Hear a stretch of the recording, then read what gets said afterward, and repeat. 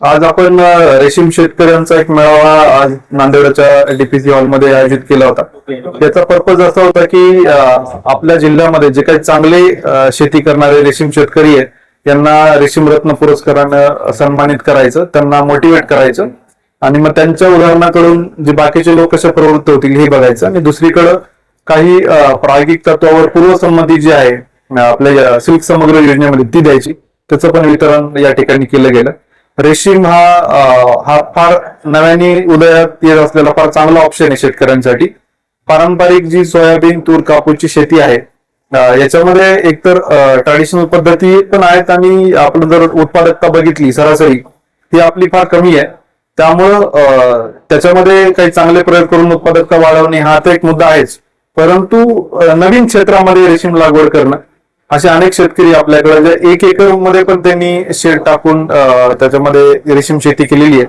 आणि जे आता नव्याने जॉईन झालेले रेशीम अधिकारी अशोक वडवळे यांनी हिंगोली, बसमत मध्ये किंवा बीड मध्ये खूप चांगलं रेशीम मध्ये काम केलेलं आहे. त्यांचा अनुभव आणि त्यांचं जी तळमळ आहे काम करण्याची ती पण आपण बघितली. त्यामुळं आज फार मोठ्या संख्येने शेतकरी आलेले आहेत आणि मला असं वाटतं की एक चांगली सुरुवात आहे. रेशीम शेतीमध्ये जे काही इश्यूज आहेत, तांत्रिक इश्यू आहे किंवा काही प्रशासकीय आहेत, आता नव्यानेच त्यांची रेशीम अधिकारी एक यंत्रणा म्हणून पण त्याला मान्यता मिळालेली आहे आणि या 2-3 योजना पण आहेत. तर तोही आम्ही आढावा घेतला की याच्यात ज्या येणाऱ्या अडचणी आहेत नरेगात, तर ते असं ठरलं की दर आठवड्याला जे काही रेशीम चे प्राथमिकता रेशीमला देऊन त्यांच्या अडचणी दूर करणं आणि आपल्या जिल्ह्यामध्ये रेशीम वाढवणं. आणि मला 100% खात्री आहे, कारण रेशीम शेती ही जर बघितलं तर फार तशी सोपी आहे. शारीरिक कष्ट त्याच्यामध्ये कमी आहे जरी चिकाटी आणि रेग्युलर काम जरी असलं. आणि त्याला जर जो रेशीमचा तुतीचा पाला आहे हा हायली न्यूट्रिशियस आहे, त्याला जोडून मग छोटे मोठे कोंबडी पालन आहे, शेळी पालन ते करू शकतात.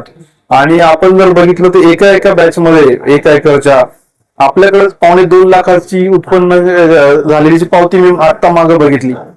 अशा अनेक पावत्या आम्ही बघितल्या आणि आम्ही जाणीवपूर्वक त्या पावत्याचे फोटो टाकतो ग्रुपवर, जेणेकरून लोकांना कळेल की बाबा एका सीझन म्हणजे एका बॅच हा महिन्याचा असतो, जे वर्षभर आपल्याला उत्पन्न मिळत नाही आणि ज्याच्यामध्ये जंगली जनावरांचा त्रास असेल, अतिवृष्टी आहे, या अडचणींना सामना करून इतर पिकांना आपल्याला अडचणी येतात. त्या तुलनेत रेशीम शेती खूप फायद्याची आहे. तो एक डायव्हर्सिफिकेशन आहे पिकांचं, हे या निमित्ताने होईल असं मला आशा वाटते. आज माननीय जिल्हाधिकारी महोदय यांच्या संकल्पनेतून जिल्ह्यातील प्रगतशील रेशीम शेतकरी जे 1 लाखाच्या वर उत्पन्न काढतात किंवा जिल्ह्यामध्ये तालुक्यामध्ये अतिप्रतिकूल परिस्थितीमध्ये सुद्धा चांगल्या पद्धतीने उत्पन्न काढतात, अशा शेतकऱ्यांचा पुरस्कार सोहळा इथे संपन्न झालेला आहे. याचा उद्देश एवढाच आहे की इतर शेतकऱ्यांनी प्रेरणा घेऊन सध्याला जी मागच्या वर्षी जी आपण पाहतोय जवळपास 80च्या वर मंडळामध्ये अतिवृष्टी झाली होती, अशी जरी परिस्थिती आली तर आपल्या इतर शेतकऱ्यांनी त्याच्यातून प्रेरणा घेऊन पाऊस कमी हो किंवा जास्त हो त्यांचं स्वतःचं नुकसान होऊ नये आणि उत्पन्न सारखंच राहिलं पाहिजे म्हणून इतर शेतकरी प्रेरणा घ्यावी आणि रेशीम शेती करावी म्हणून हा कार्यक्रम आयोजित केला होता. यावर्षी आपण जिल्हा स्तरावर 4 आणि 8 तालुक्यामधून 3 अशा पद्धतीने आपण एक 30 शेतकरी आणि त्याच्यामधून उत्कृष्ट रोजगार सेवक आणि चॉकी सेंटर यांचा आपण सत्कार आयोजित केला होता. माननीय जिल्हाधिकारी महोदय यांच्या संकल्पनेनुसार दरवर्षी आपण उत्कृष्ट शेतकरी असं निवडण्याचा संकल्प आपण केलेला आहे. आता असं आहे की याच्यातून एक स्पर्धा शेतकऱ्यामध्ये तयार होऊन उत्पन्न जास्तीत जास्त वाढलं पाहिजे. पहिला जो शेतकरी जिल्हा स्तरावर आला आहे हनुमंतराव शिंदे, याचं एका वर्षामध्ये 7,60,000 रुपयाचं उत्पन्न आहे. असा पुढच्या वर्षी 8,10,000 आलं, 8,10,00,000 जर आलं तर अशा पद्धतीने आपण दिवसेंदिवस शेतकरी वाढतील अशी मला अपेक्षा आहे. मी सर्व शेतकऱ्यांना आवाहन करू शकतो, आपण जी सध्याला शेती करतोय ती शेती परवडणारी नाही, किंबहुना त्याच्यातून आपली मजुरी सुद्धा निघत नाही. जर आपण रेग्युलर पिकं, पारंपरिक पिकं घेतले, कापूस, सोयाबीन किंवा ऊस असं असेल तर याच्यातून आपल्याला जवळपास 30,000 40,000 रुपये मिळू शकतात. याच्यातून वर्षाचे जर पकडले आपण 30,000 म्हणजे 3,000 रुपये सुद्धा महिना नाही.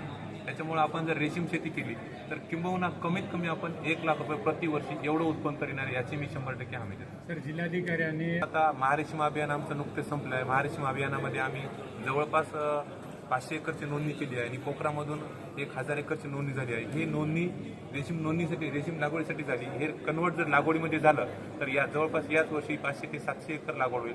याचा पुढच्या वर्षी डबल वर आणि दुसऱ्या वर्षी आपण 3 पट म्हणजे 2-3 हजार एकर असा टप्प्याटप्प्याने न्यायचा आमचा विचार आहे.